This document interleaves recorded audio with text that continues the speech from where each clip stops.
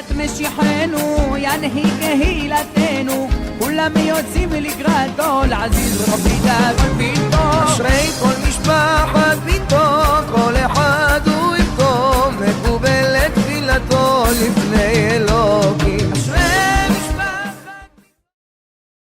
Pishut Morav et Rabotai avec la permission d'Hachem, j'espère que vous allez bien. Toute cette semaine, nous allons parler la grandeur de quelques femmes que la Torah, elle parle beaucoup sur eux, mais que nous, on ne connaît pas beaucoup sur eux. Et c'est des femmes très puissantes, très courageuses, très connues, c'est des femmes bibliques, et que leur origine, ils n'étaient pas des juifs. Et nous allons essayer d'expliquer cas par cas. Alors, ces femmes-là, c'est des femmes qui sont... Il y a ceux qui sont connus, il y a ceux qui sont peu connus. Par exemple, on va parler maintenant de Bathia. Bathia, c'était la fille de Paro. Paro de l'époque, c'était pas n'importe qui. C'était un grand roi puissant qu'il a gagné tous ses ennemis autour de lui. En plus, il avait quelques millions de juifs esclaves chez lui en Égypte. Sa fille, qui s'appelle Bathia, à un moment donné, elle a décidé de se convertir. À l'époque, il n'y avait pas le Bédine. À l'époque, il n'y avait pas ceux qui veulent se convertir. Il n'y avait pas un Bédine, un consistoire qui allait pour poser une demande. Non, à l'époque, celui qui veut se convertir, c'était facile. C'est quoi une conversion de l'époque? Celui qui reconnaît qu'il y a Dieu. À l'époque, les gens, ils étaient idolâtres. Il n'y avait pas encore de religion. Les gens, ils étaient idolâtres. Même le judaïsme n'existait pas encore à cette époque-là. Donc, il y avait, bien sûr, les gens, ils étaient idolâtres. Bien sûr que les Juifs qui étaient esclaves en Égypte, ceux-là, ils étaient les descendants d'Abraham, Isaac et Jacob. Eux, déjà, ils avaient leur propre méthode, comment ne pas s'assimiler, comment faire pour rester unis ensemble. Nos sages, ils disent que la raison pourquoi nos parents ont résisté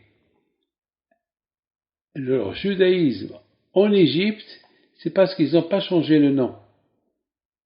Celui qui avait un nom, il n'a pas changé son nom à un autre nom. Ils avaient les mêmes vêtements. On pouvait reconnaître un juif par son langage. Ça veut dire qu'ils n'ont pas cherché à parler autre langage que l'hébreu, le Lashon HaKodesh. Et bien sûr, leurs vêtements, ils n'ont pas changé. C'était autre.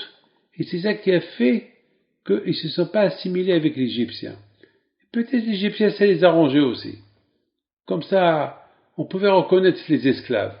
Alors, comment on pouvait reconnaître les esclaves de l'époque? Par rapport à leurs vêtements.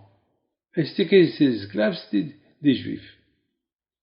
Alors maintenant, à cette époque-là, il n'y avait pas. En plus, il n'y avait pas la Torah. Donc les juifs, lorsqu'ils étaient en Égypte, esclaves en Égypte, ils n'avaient pas le droit d'étudier la Torah. Ils n'avaient même pas le droit de faire des prières. Les paroles, ils travaillaient nuit et jour.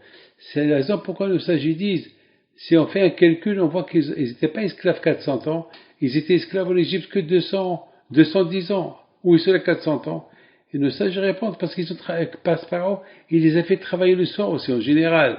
Un esclave, il travaille la journée, la nuit, il se repose. Et là, les pauvres, ils ont utilisé leur corps jusqu'à qu'ils mouraient, les pauvres. Les pauvres, ils ont tellement souffert jusqu'à quoi que je leur ai calculé nuit et jour, c'est comme 400 ans.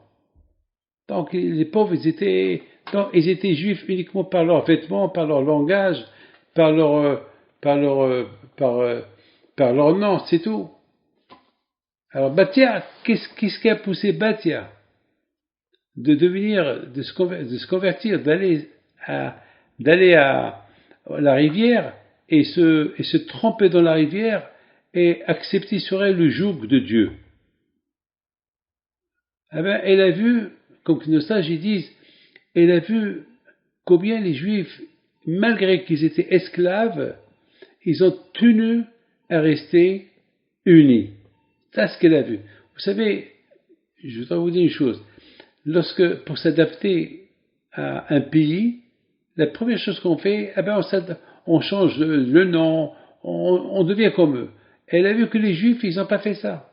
Le contraire, ils ont préféré rester esclaves et garder leur esclavage uniquement pour garder leur identité. C'est ce que Batia, elle a vu. Batia, c'est ce qui a rendu Batia une femme puissante.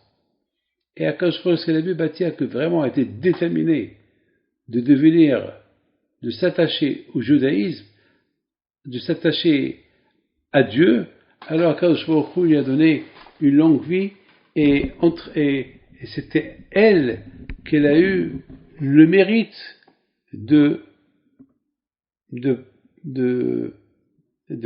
sauver Moshe Rabbeinu de la mer et est devenue comme la mère adoptive de Moshe Rabbeinu.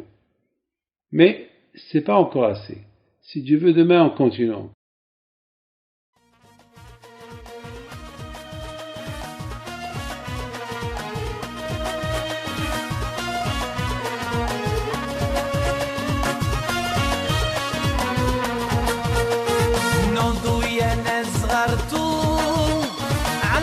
حيم بنتو وقف لنا زي